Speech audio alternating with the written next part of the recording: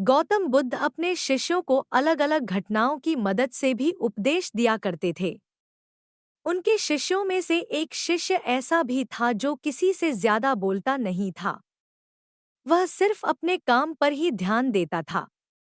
काम पूरा होने के बाद वह एकांत में चला जाता और ध्यान में बैठ जाया करता था।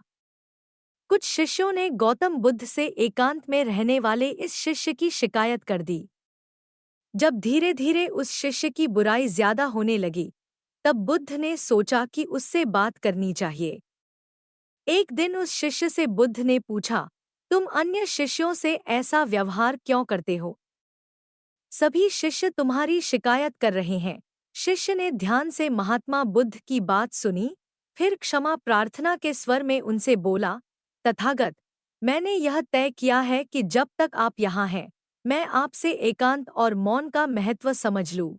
आपके बाद मुझे इन बातों को कोई और कैसे समझाएगा? उस शिष्य की ये बातें सुनकर बुद्ध को भी आश्चर्य हुआ। वह उसका आशय तो तत्काल समझ गए, उसकी साधना और लगन की गहराई से प्रभावित भी हुए, लेकिन उससे कुछ और नहीं बोले। उसके जाने के बाद बुद्ध ने अन्य शिष्यों को समझाया, तुम सबने इस एकांत प्रिय शिष्य की गलत शिकायत की है।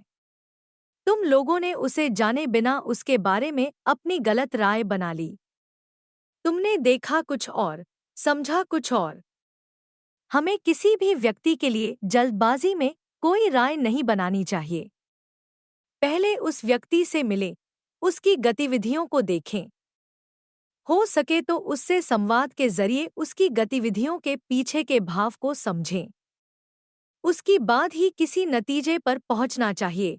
बुद्ध की बातें सुनकर सभी शिष्यों को अपनी गलती पर पश्चाताप हुआ। उन सभी ने एकांत प्रिय शिष्य से माफी भी मांगी।